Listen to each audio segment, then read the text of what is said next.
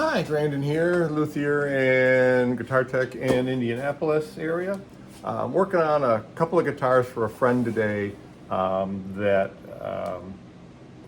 these guitars sat in a garage for a long time and built up a lot of gunk. I finished the Ibanez earlier. He just wanted them cleaned up, set up. That one needed an output jack. But this other one is a Strat copy.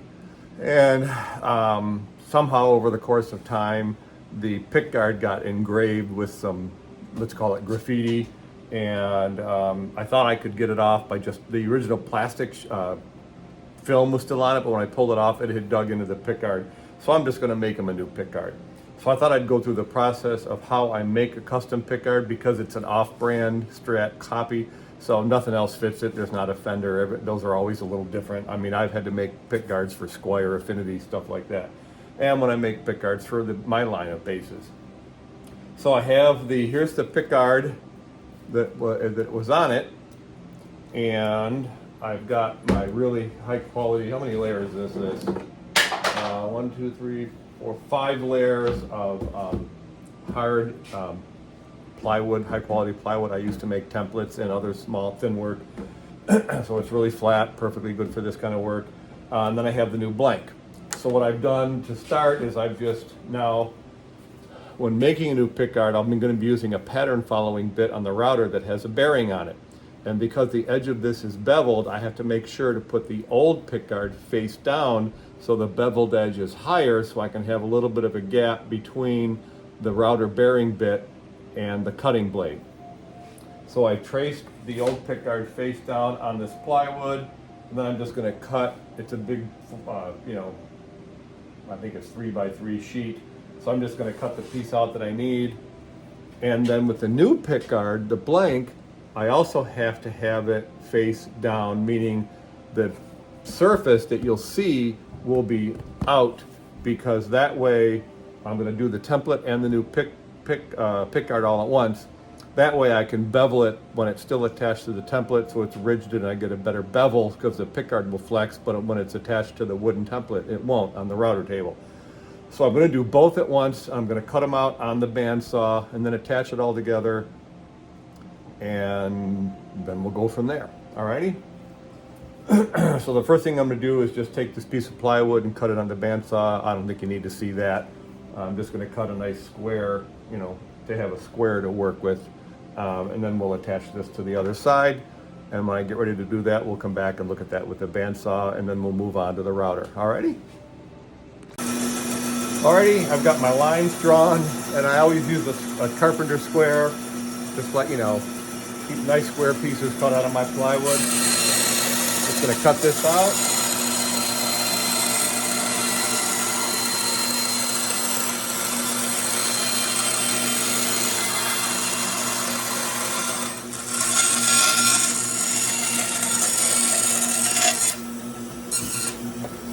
Oh, hang on a second.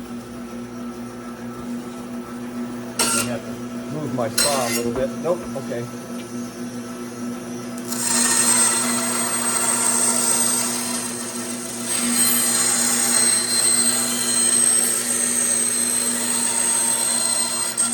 There's my square.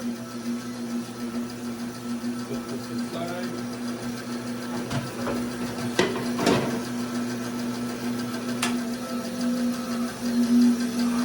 All right, got to get my double-sided tape, and we'll attach that to the wood and make some more cuts.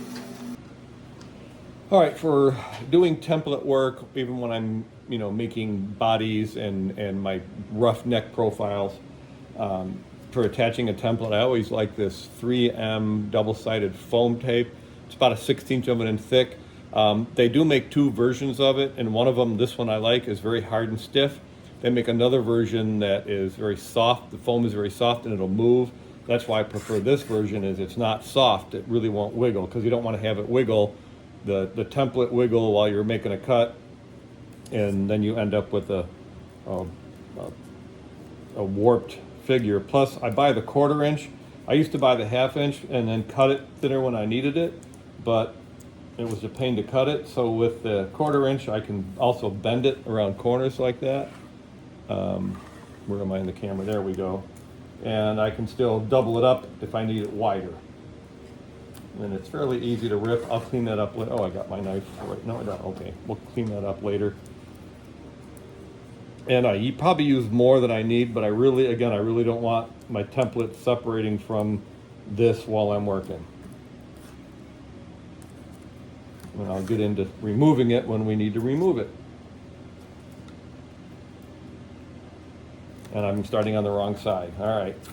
I don't reuse this stuff if I make a mistake like this because I just don't want to risk it not having the proper adhesion.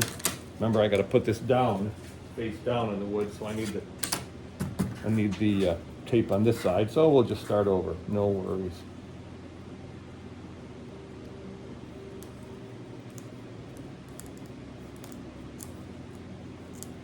All right, so you get the idea here. Making sure I stay in the camera. I'm never going to be a TV personality, I guess. All right.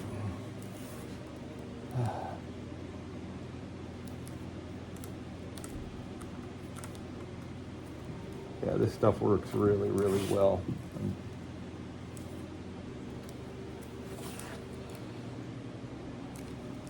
And I'm going to go around a couple pieces in the middle around where the pickup routes are, just because, again, I don't want the pick guard to flex and go above or below the router bearing.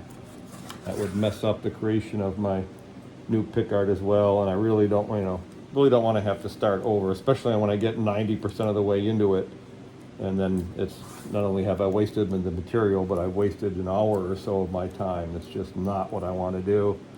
Time is money.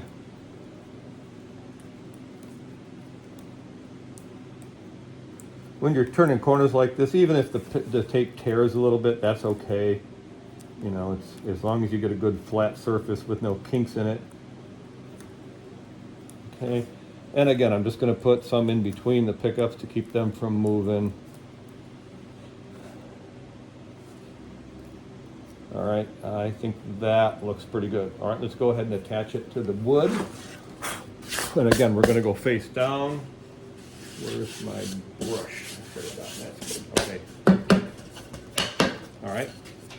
I've already drawn a pencil line just to make sure I get it all lined up, but also to help me cut the original square that I didn't get it too big or too small. Now I have to go through and peel off all of this tape that protects the second layer. And there you can see I have a little bit of an overlap, so I'm just going to tear that corner off. We're good. Tearing off all this protective tape. Just going to pick the edge up and then it'll come right off. Like that. Like that. Now I'm going to run this through the bandsaw twice. First to make the close cut. I want to get as close as I can to this pencil line. That way the router doesn't have to do as much work. And then when that's done, I'll attach the new pickguard blank, recut that on the bandsaw, and then we'll start running everything through the router, okay? So I'm just going to line this up with my pencil drawing.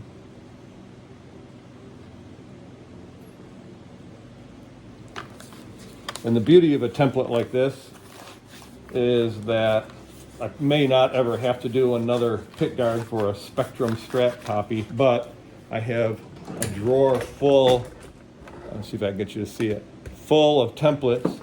Well, I mean, here's the one for the Squier Affinity. I cut that one out of plexiglass. You know, here's one for my pickguards on my bases. I've just got oodles of them in here, and this one, don't know what that one's for, but what I do is I label them. So here's my routing template for a single battery box from a particular brand. So I just have drawer, and down here is my drawer for my bases, my body blank routing templates, there's a neck profile for a telly. So all my bigger templates are in the bottom. So I built the router table with all my templates underneath. All right, let's go over and cut this out on the bandsaw. All right, so I'm going to cut this out on the bandsaw, getting as close I can to the original pickguard without touching it. Then I'll have to go over to the drill press and drill these out. roughly with a small Forstner bit, and then we'll cut those with the router, or the router table as well, and then we'll drill. But this isn't until I get the new pickguard attached, the new blank, but then we'll drill all the holes in the slot and all that. So here we go.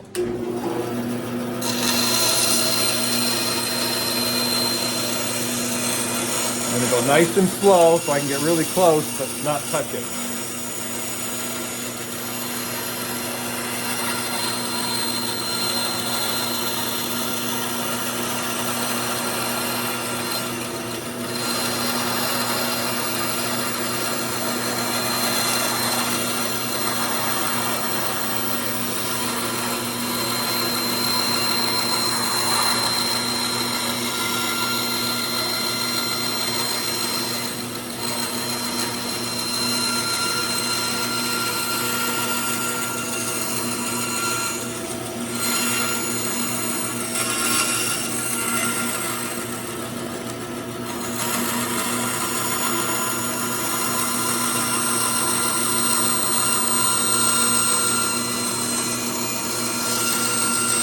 For things like the bridge cutout, I'll come back and do those later.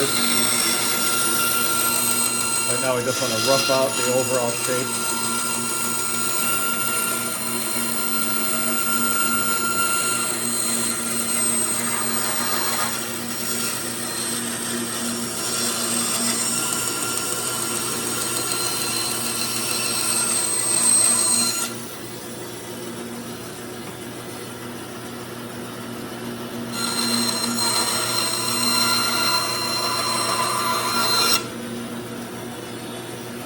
Never reach into the blade. Notice at no time do the fingers leave the hand.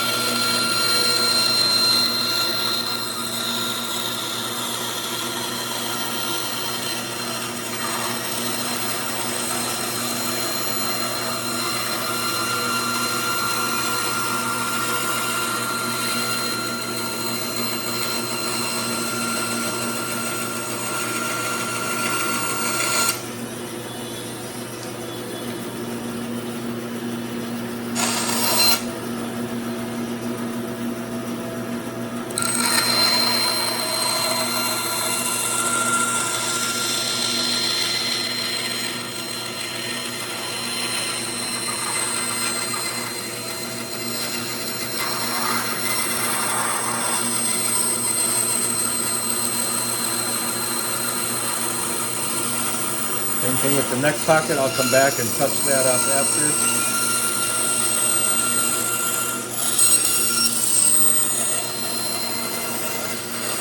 Gonna get out of that section. I'll go back and we'll touch it up.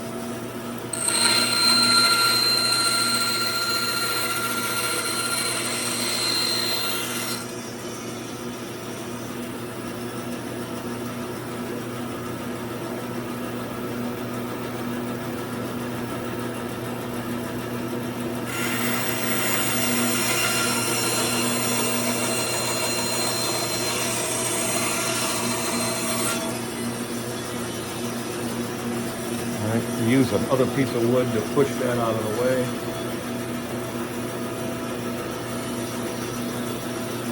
Again, I really don't like to get close to the blade. And again, you'll notice I've never had an accident with a power saw.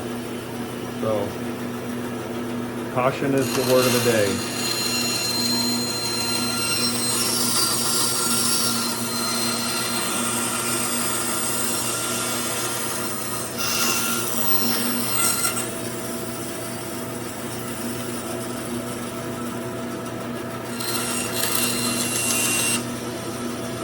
Alright, let's do the bridge cutout.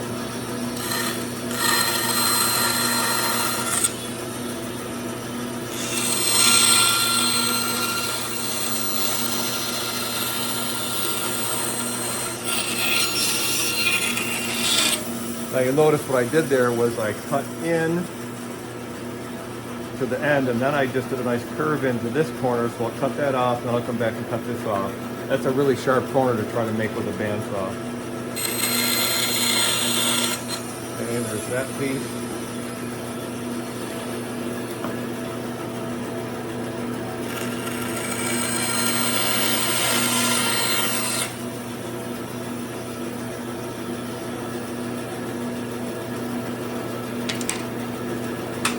All right, so there I have the rough cutout.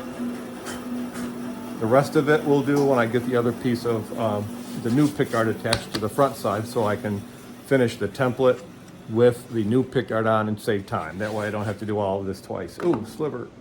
Got it. That is part of the job. Okay, so I'll get that attached. The same process with double-sided tape to attach the new pickguard material facing out again, so I can bevel this edge. And let's get that attached. And I'm just going to do the same cut with the new material with the bandsaw. You don't need to see that. It's also worth noting, I did make a little mistake here where I should have lowered this down a little just to keep, I'll do that for the second cut, just to keep the band, it keeps it tighter, it doesn't flex as much.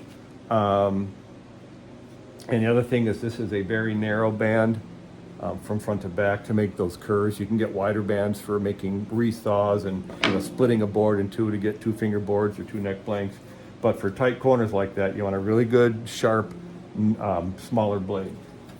All right, I'm going to attach that, and then we'll come back and make the rough cut for this, and then we'll come back, drill these out, and then we'll come back when we're working on the router table.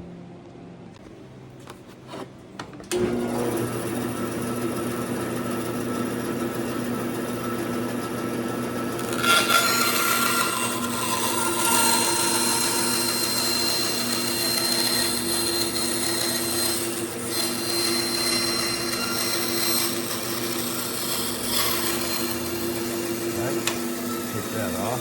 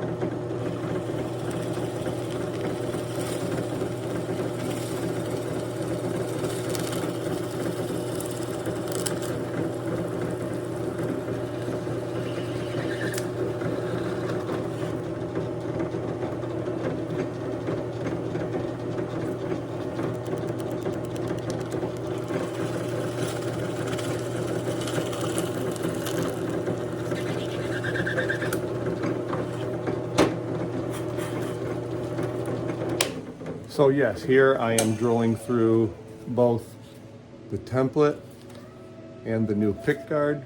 Every now and then I get a piece of plastic on there. Now again, because on the drill press like this, I don't want to dig into my metal base, so I've always got a piece of plywood underneath. That also helps keep this from splintering.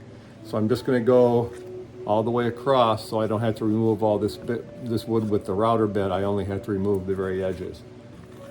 So a little bit at a time here.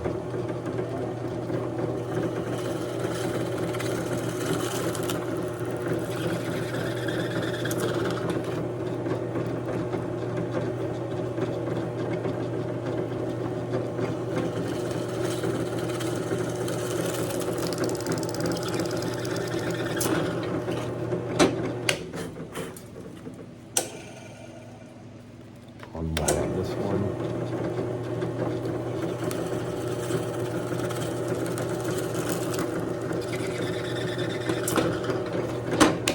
Now, to do this side, I'm going to turn everything around so I can really see what I'm doing up close. Make sure I don't hit the old pick guard, because if I hit the old pick guard, I'm not worried about damaging it, but I'm worried about making a bad template and then cutting the new pick guard.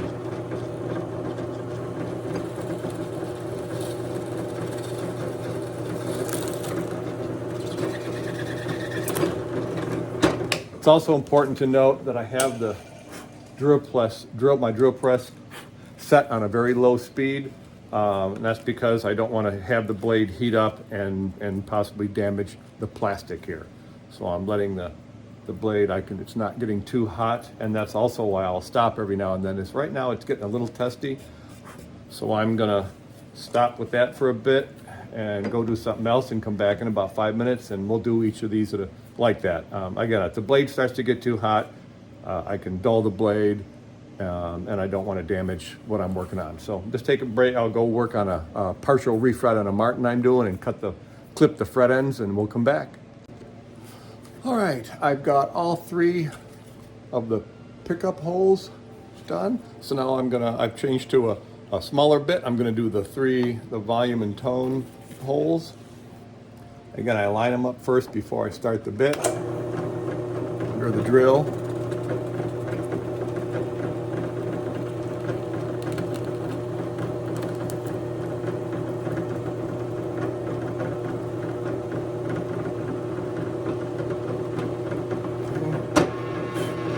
One is through. Turn it off so I can line it up. And of course, when working with any kind of a power tool, of course, if you're not familiar or just getting started, is let the machine do the work. Don't try to force the bit through, or when you're cutting wood with a table saw, especially, those are the most dangerous tool in the shop, or like my band saw, planers, routers. Let the tool do the work. Don't be in such a hurry, okay? That's how injuries happen.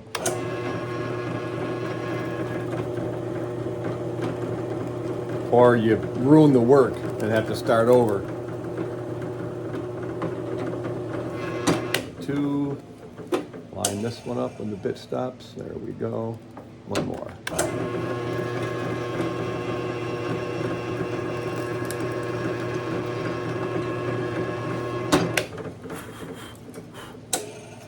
All right, now I need to change to my smaller bit for the mounting screw holes. Put my work down here. I'm going to have to crank the platform back up so that drill bit comes out. And here's the one for the screw holes. When you're doing the screw holes on a pickguard too, always make sure you check the size, because sometimes the holes for the height screws for the pickups are slightly smaller than the ones for the screws that hold the pickguard to the body. So just always check. And what I like to do is start at one corner and then just work my way around, and then come back and do the pickup holes. But so here we go. Line it up first.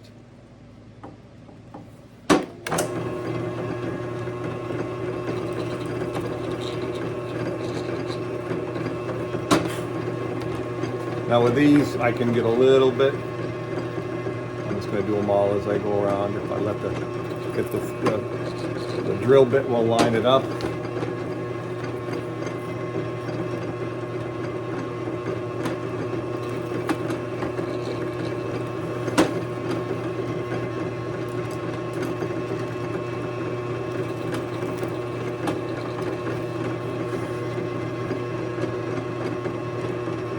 I'm able to do this just because I have a lot of experience doing this.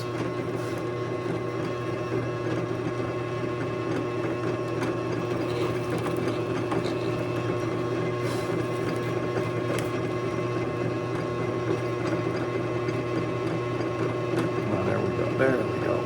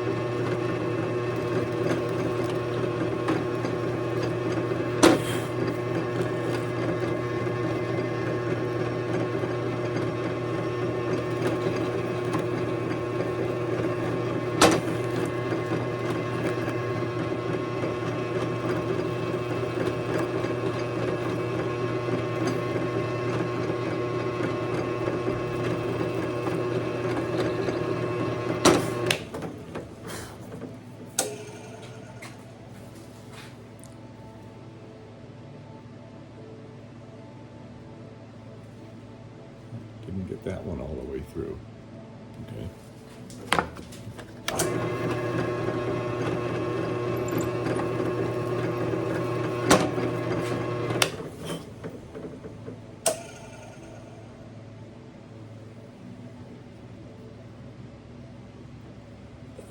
That one and that one missed.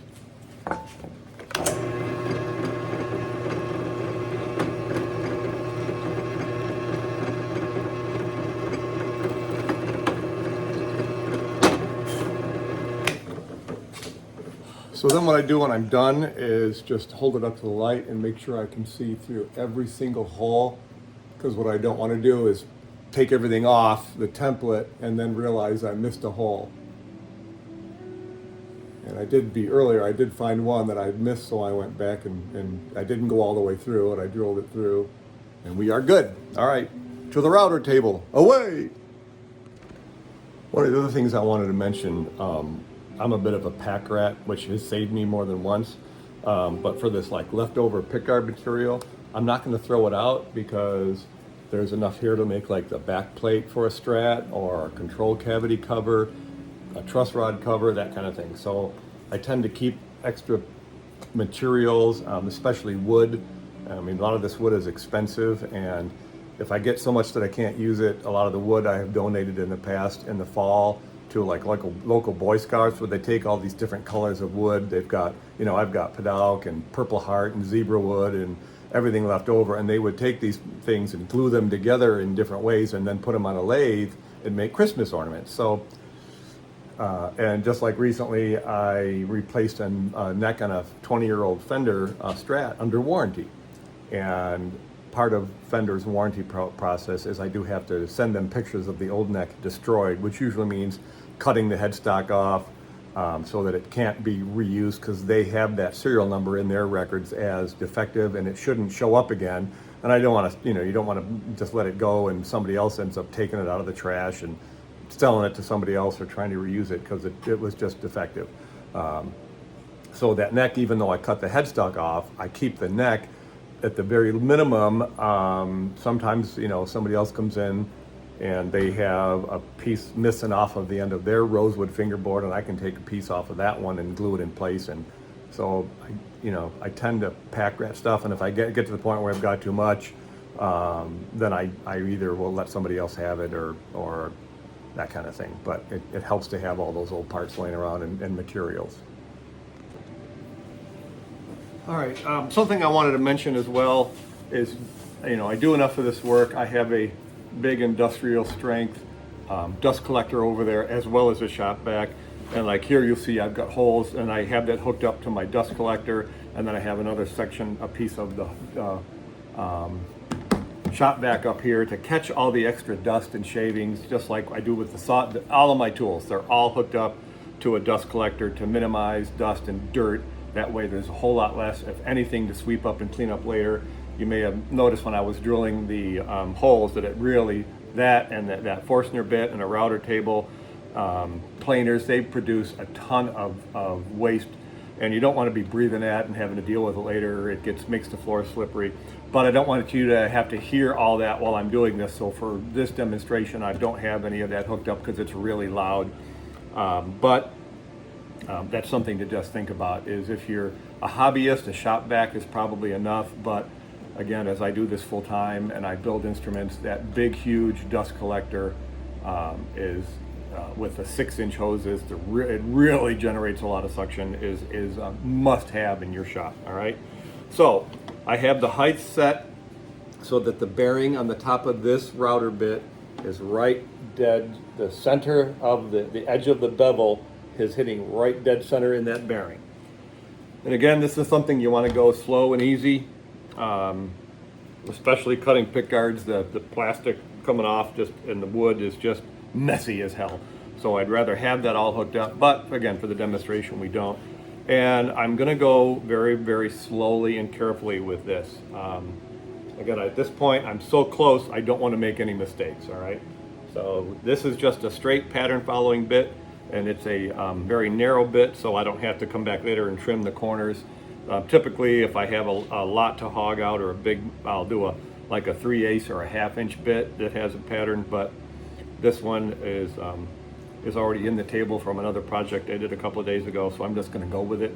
Because typically then for sharp corners, I'd come back and do those separately with a small bit, but this one's in there. It's a new bit. It works nice and sharp, so here we go. Whoops, got to plug it in. Hang on. The plug is right here. Now we're set. It helps if you're hooked up to power.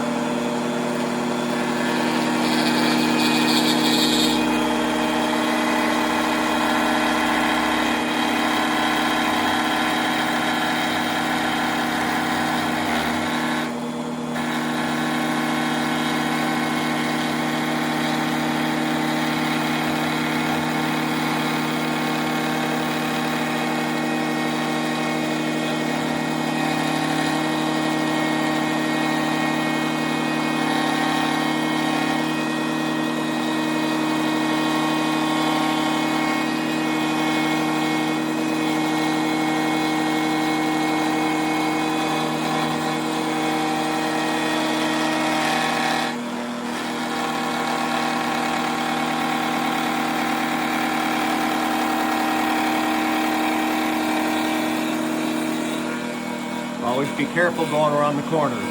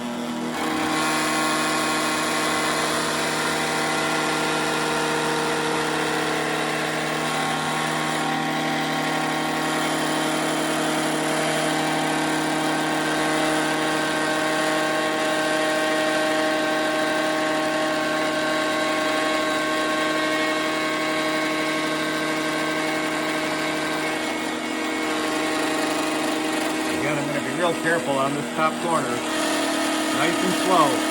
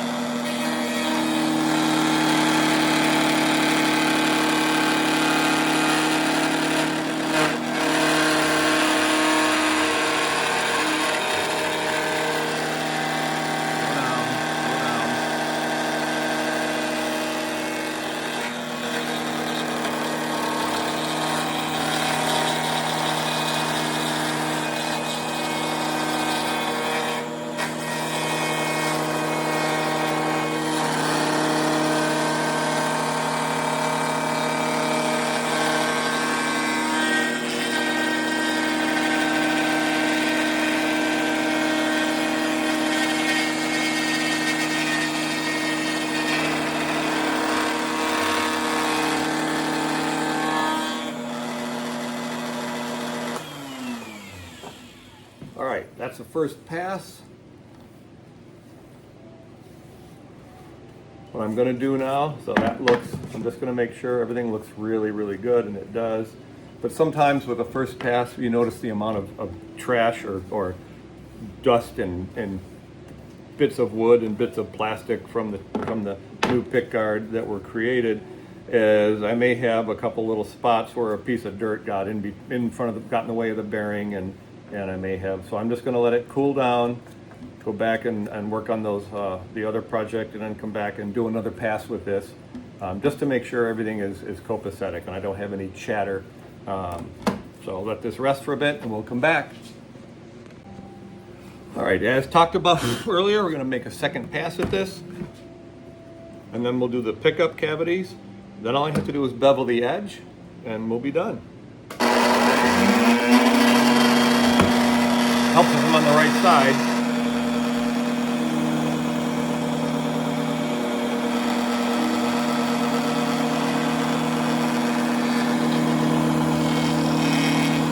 There's a little scatter. There too. And there was some. Yep. A little more there.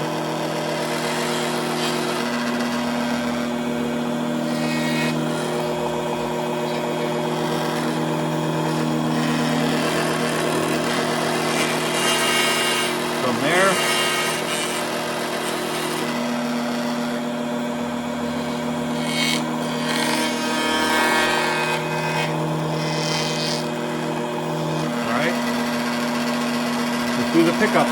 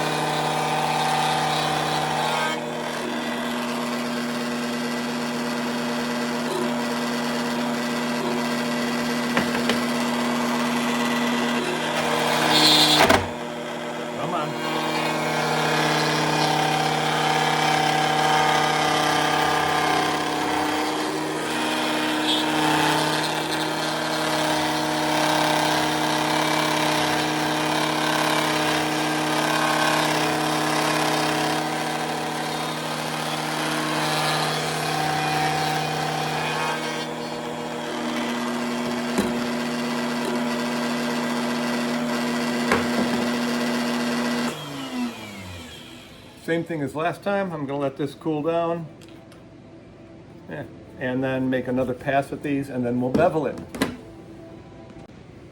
All right, I switched over to my bevel bit.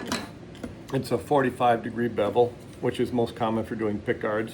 Now I think I've got the depth set right, but what I'm going to do is take a piece of this plywood, and I like this stuff with a stain or a paint on it, because I'm going to test the edge on here to see if I'm getting enough or not, you know, too much of a bevel. So carefully, here we go.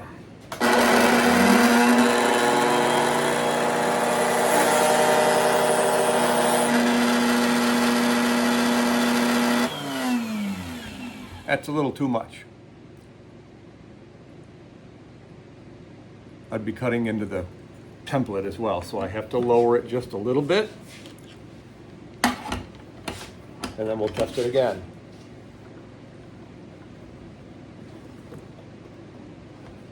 I think I went too far, but this is why we test, so that when I do the final on this, I'll be bang on. So I'm going to make an X here so I know that one is no good. Actually, that's not the one I want. Okay. When I go to look at it again. All right, I've locked it in place. Now, something else, when you're working with a router like this, you shouldn't go straight in, because sometimes on a smaller bit, if it's going deep, it'll catch and kick. So you want to approach the wood. I did it, but I didn't really exaggerate it. So here we go.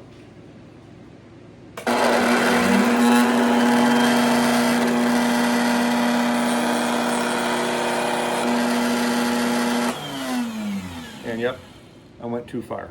We're going to raise it back up just a touch. Like maybe a quarter turn. What do I do with my black? There it is. Again, that's a no. And I want to start like right here. So I know where to start. Actually, I'm going to switch to the other side so I can keep my fingers away from the blade.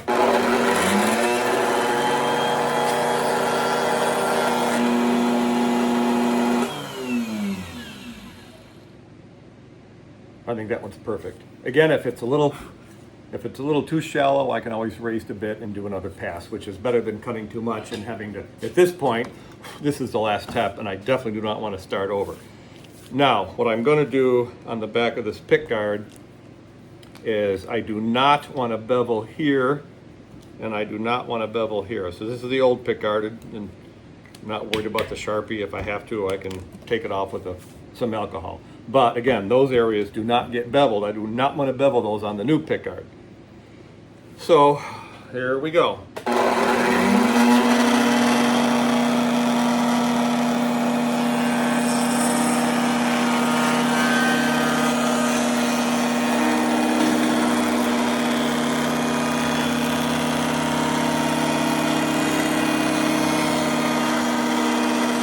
Stop. Start up again.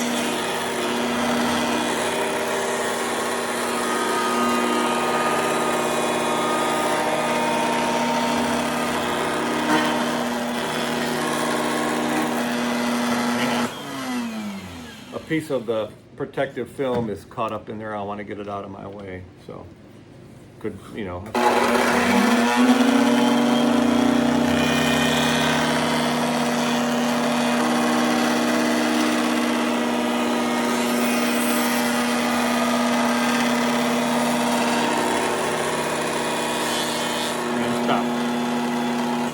Look at it.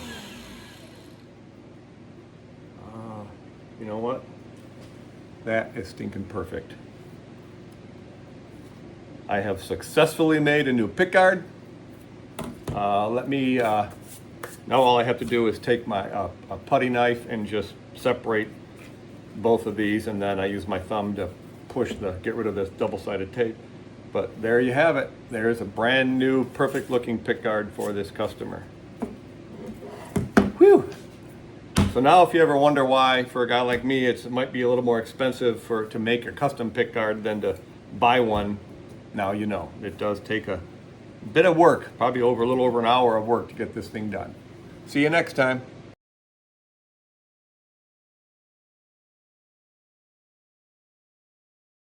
All right, there is one more step that I went to take this pickguard off and realized that I'd forgotten. Is for the screw mounting holes, I have to bevel those. So here we go. I put a bevel bit on the drill. The other thing I've done is, you can't see it, it's out of camera range, but I have a depth stop so that I will get all of these. I've set that, I tested it out on the back in just a spot right here, so I know exactly how deep I'm gonna go. Because if you over drill or under drill, then some of the screws are sticking up and some of them are below and they're too deep, so you don't wanna do that. So I set on a test piece of wood on the back because I needed the exact same thickness. Again, that won't hurt my template at all. So now I can just go ahead and bevel all these holes. Again, the slowest speed on the drill press because I don't want to melt the plastic. And typically sometimes I will have to come back and touch one or two of these up because it may be a little melty anyway.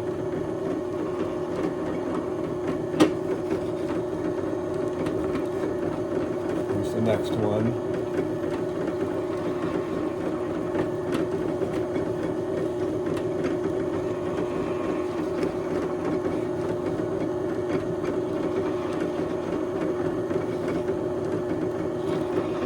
Not that one, because that's make sure you know where your mounting screws are for the pickguard versus the holes for the pickup height adjustment screws and the switch. You don't want to bevel those.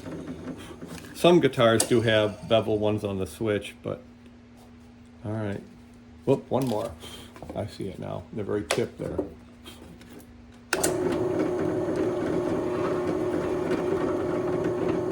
Good. All right, we are all beveled and ready to go. Whew, I'm glad I remembered to do that before I took the pickguard, the new pickguard off the template.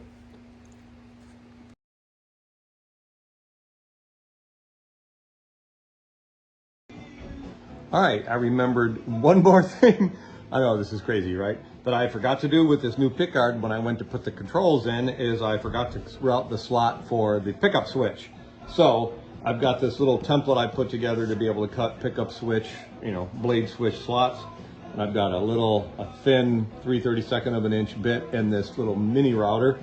And so we're just going to very carefully plunge it through. And then of course this sets my depth and this is the ends.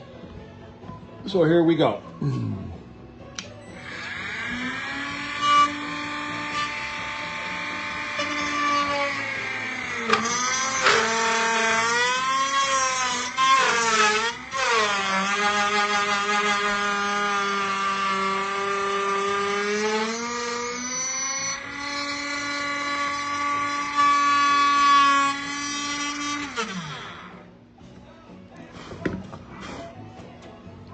That'll do it.